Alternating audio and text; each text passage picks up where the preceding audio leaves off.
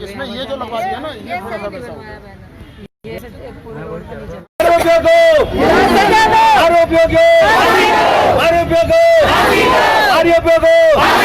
जल्दी दो, जल्दी दो, फांसी दो, फांसी दो, नारी एकता,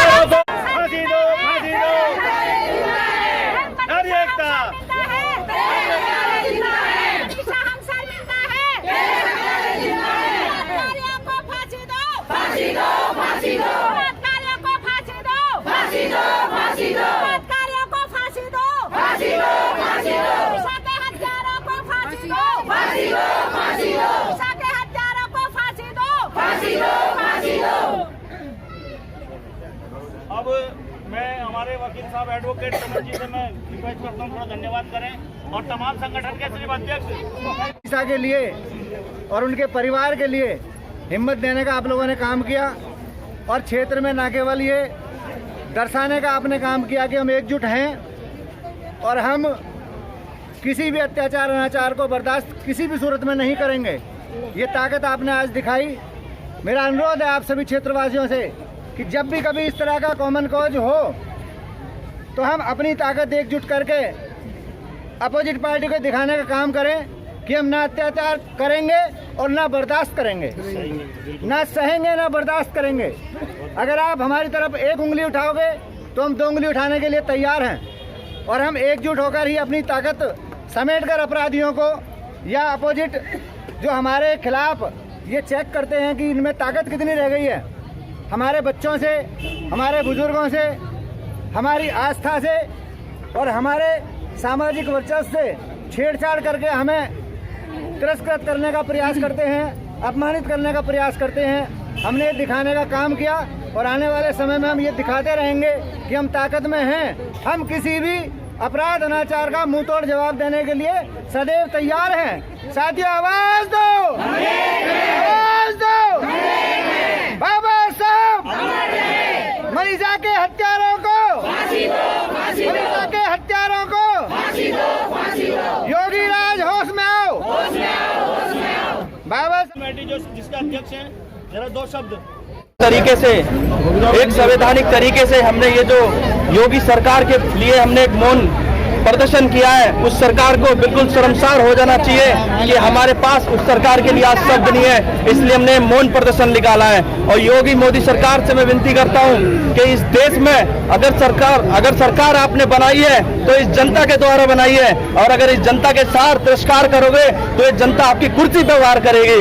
और ये आप बाबा साहब के अनुयायी है और हाथरस का परिवार यहाँ अकेला नहीं है, उसके साथ पूरे दलित समाज और पूरे देश की जनता उस नारी शक्ति उस बहन के साथ है जो आज हमारी बहन बीच में नहीं है, उस परिवार के साथ है।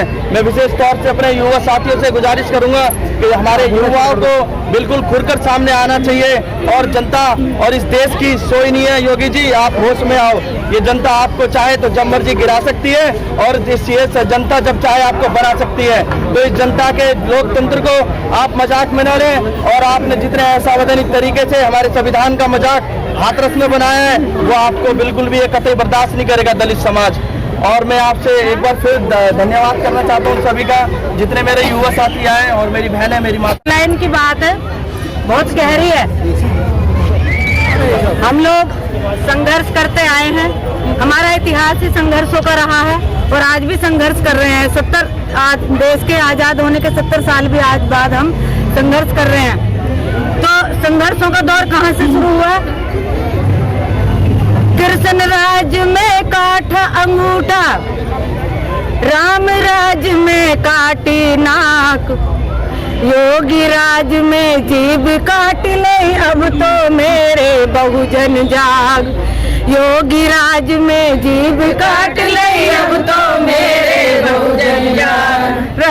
कृष्ण राज में काठ अंगूठा, राम राज में काटी नाक, अब तो योगी राज में जीभ काट ले अब तो मेरे बहुजन जाग। योगी राज में जीभ काट ले अब तो मेरे बहुजन जाग। तुम्हें अब जागना होगा, तुम्हें अब जागना होगा, तुम्हें अब जागना होगा, तुम्हें अब जागना होगा, तुम्हें अब अब जागना होगा, तुम्हें अब जागना होगा।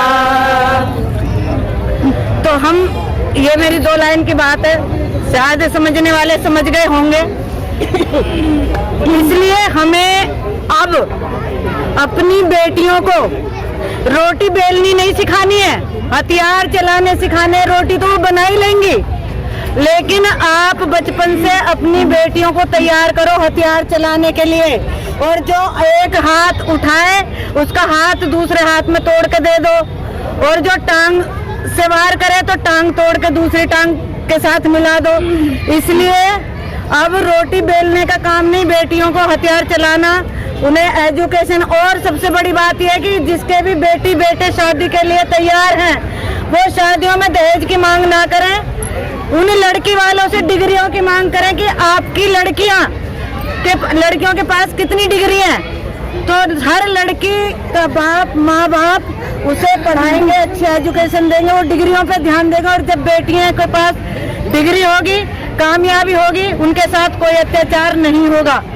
ये सब हमारे अंधविश्वास, पाखंडवाद और अशिक्षा का नतीजा है जो आज हमें देखने को मिल रहा है।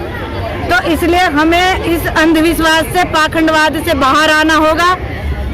सब मोदी कहते हैं हिंदू राष्ट्र बनाने के लिए, हम सब हिंदू हैं, लेकिन आज एक हिंदू लड़की के साथ बलात्कार हुआ, उसकी हत्या हुई, तो कोई भी हिंदू संगठन आवाज नहीं उठा रहा, ना आरएसएस उठा रहा, ना बजरंग दल उठा रहा, ना हिंदू है नहीं। बहुत सारे ऐसे संस्था हैं जो आज कोई भी संस्था आवाज नहीं उठा रही, क्योंकि उनकी नजर में आप सब सिर्फ वोट के लिए हिंदू हो, वैसे हिंदू नहीं हो, आप दलित हो। अब जब दलित हो तो आप अपने पुराने धर्म में वापस आओ, बाबा साहब की शरण में आओ, भगवान बुद्ध की शरण में आओ, क्योंकि आपकी वहाँ कोई वैल्यू नहीं है। ये रेप पहले से होते, मंदिरों में रेप होते आए हैं और ये होते रहेंगे अगर आप आज भी नहीं जागे। जय भीम, नमो बुद्धाय। और सारे माता रमाबाई अंबेडकर महिला मंडल को मेरा बहुत बहुत धन्यवाद। सभी ने बहुत सहयोग दिया और मैं जब से शुरू किया है, जब से जो है सब लोग बहुत ही ज़्यादा मुझे सहयोग करती हैं, इसलिए सबका बहुत ही बहुत धन्यवाद।